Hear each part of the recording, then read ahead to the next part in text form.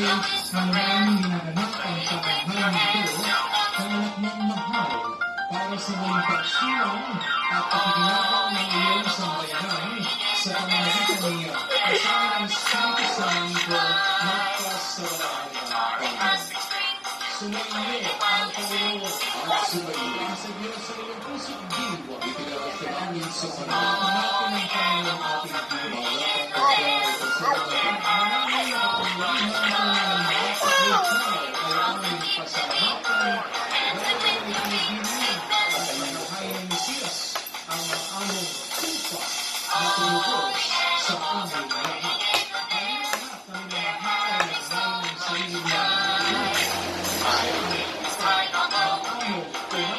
Sa kapansahan upang mapatawad ang kasalanan ng sanlibutan. Sa pagkamatay niya sa banal na krus, ang kamatayan